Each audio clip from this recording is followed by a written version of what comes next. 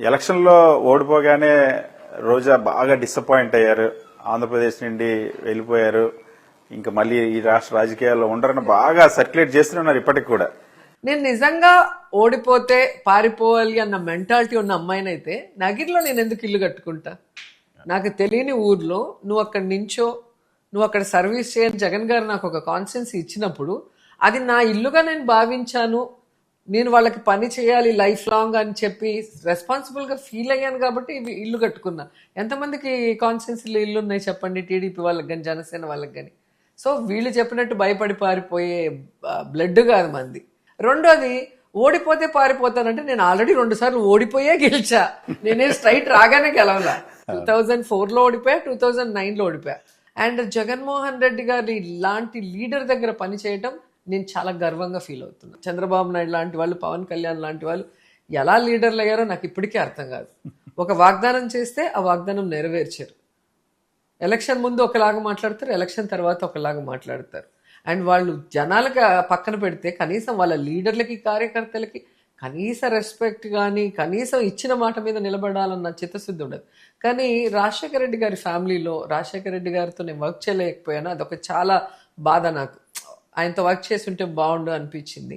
So ఆయన కొడుకుతో నన్ను వర్క్ చేసినప్పుడు నిజంగా ఒక సీఎం ఎస్కేప్ అవడానికి అనేక కుంటి సాకులు చెప్పేవాళ్ళని మనం దేశంలో ఎంతోమంది ముఖ్యమంత్రులు చూసాం. కానీ అంత కష్టమైనా కూడా దాన్ని ఎలాగైనా మనం ఇచ్చిన మాటని చేసి ఇవ్వాలి, ఇది పేదవాళ్లకు ఉపయోగపడుతుంది అంటే ఆయన ఎంత ఎక్స్టెంట్ కన్నా వెళ్ళి దాని మీద ఐఏఎస్ ఆఫీసర్లను కూర్చోబెట్టి డిస్కస్ చేసి అది చెయ్యాలి అన్న తపన మనం కళ్ళారా చూసాం.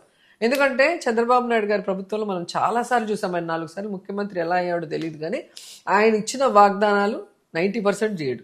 చేసిన వాటిలో పబ్లిసిటీ కోసం 100% చేయకుండా 10% చేసి దాన్ని ఎలా పబ్లిసిటీకి వాడుకుంటారో మనం చూసాం. కానీ జగన్ సారు పార్టీ కానీ, కులం కానీ, మతం చూడకుండా పేదవాడు అన్నవాడు అర్హత ఉంటే అందరికీ ఇవ్వాలి అన్న తపనతో ఎలా వాలంటరీ వ్యవస్థ, సచివాలయం వ్యవస్థ తెచ్చి ఇంటింటికి ఇచ్చడం మనం చూసాం. అది ఆ రోజు తెలియకపోయి ఉండొచ్చు జనాలకి, ఈ రోజు అర్థమవుతుంది. ఎందుకంటే ఆ రోజు తెలుగుదేశం వాళ్ళు విషం నింపారు ప్రజల్లో. ఆయన జోబుల్లో నుంచి ఇచ్చాడా, ఆయన ఆస్తి తీసుకొచ్చి ఇచ్చాడా అని. మరి ఈ రోజు తెలుగుదేశం పార్టీ, జనసేన జోబుల్లో నుంచి కాదు కదా, వాళ్ళ ఆస్తి కాదు కదా, మరి ఎందుకు ఇవ్వలేకపోతున్నారు? ఇది ఈ రోజు రియలైజ్ అవుతుంది. నిజమేనా? ఇప్పుడు మీరు చెప్తున్నారా మళ్ళీ జనంలోకి వెళ్ళడానికి? ప్రజలు బాధపడుతున్నారు, మహిళలు బాధపడుతున్నారు, రైతులు బాధపడుతున్నారు, జగన్మోహన్ రెడ్డి గారు లేకపోవడం తట్టుకోలేకపోతున్నారని. ఈ రోజు రావాల్సిన ఆరోగ్యశ్రీ లేకుండా పోయింది.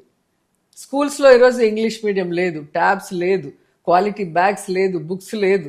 అలాగే భోజనం అసలు ఎంత కేవలమైన తినలేని పరిస్థితులు ఈరోజు ఉన్నారు. మన గవర్నమెంట్ లో టీచర్స్ కూడా తినే పరిస్థితి, అంత క్వాలిటీగా మనం ఇచ్చాం. ఈరోజు నిరుద్యోగులకు మీరు చూస్తే నిరుద్యోగ భృతి ఇస్తా లేకపోతే ఉద్యోగం ఇస్తా అన్నారు, 2 లేదు. అమ్మఒడి 2 ఉంటే 30,000, 3 ఉంటే 45,000 అన్నావు. ఒకరికే సక్రమంగా ఇలా 15,000 ఇవ్వాల్సింది 7,000, 8,000 ఇచ్చావు. 80 లక్షల మందికి పైగా ఇవ్వాలి, 50 లక్షలు ఇచ్చి 30 లక్షలు కొట్టేశావు. మరి ఏంది ఇది? 0 వడ్డీ రుణాలు లేదు, ఆరోగ్యశ్రీ లేదు. ఇట్లా చెప్పుకుంటూ పోతే అసలు రాష్ట్రాన్ని సర్వనాశనం చేస్తూ ప్రజల భవిష్యత్తును తాకట్టు పెట్టే విధంగా ఈరోజు వాళ్ళు ప్రవర్తిస్తున్న తీరు మీరు చూడండి. మెడికల్ కాలేజీలు ఎవరైనా ప్రభుత్వం కట్టాలనుకుంటారు, వాటిని కూడా ప్రైవేట్ వాళ్ళకి ఇచ్చేయాలి అనుకున్నారు. రోడ్లు ఇచ్చేస్తారు, మున్సిపాలిటీలను ఇచ్చేస్తారు, అన్ని ప్రైవేట్ వాళ్ళకి ఇచ్చేసి ఏం చేద్దామని ఓ పక్క అప్పులు తీసుకొని వస్తున్నారు. ఆ తెచ్చిన డబ్బు ఏం చేస్తున్నారు ఎవరికీ తెలియదు. వెల్ఫేర్ లేదు, డెవలప్మెంట్ లేదు. ఇప్పుడు ఆర్టీ యాక్ట్ కింద మేము రోడ్స్ పెడితే వీళ్ళు అధికారంలో వచ్చిన తర్వాత ఒక్క రోడ్ రిపేర్ చేయలేదు, ఒక్క రోడ్డు కూడా వేయలేదు అనేది మా నగిరిలో ఆర్టీ యాక్ట్ కింద మేము తీసుకున్నాం, మీకు చూపిస్తాను. మరి ఆ విధంగా ఉంది. ప్రజలు ఎప్పుడో తెలుసుకున్నారు చంద్రబాబు నాయుడిని, పవన్ కళ్యాణ్ని నమ్మటం తప్పు. వాళ్ళు ప్రతిసారి మోసం చేస్తున్నా మళ్ళీ మనం నమ్మటం మన తప్పే. కాబట్టి ఇంకా భవిష్యత్తులో వాళ్ళని నమ్మకూడదు, జగన్మోహన్ రెడ్డి గారు లాంటి మంచి వ్యక్తితోనే మనం ఉండాలి అనేది వాళ్ళు తెలుసుకున్నారు. కాబట్టి ఈరోజు ప్రతి ఒక్కరు రోడ్డు మీదకి వచ్చి కూటమి ప్రభుత్వం మీద వాళ్ళకి ఎంత కోపం ఉంది, ఎంత అసహ్యం ఉందో చూపిస్తున్నారు కదా.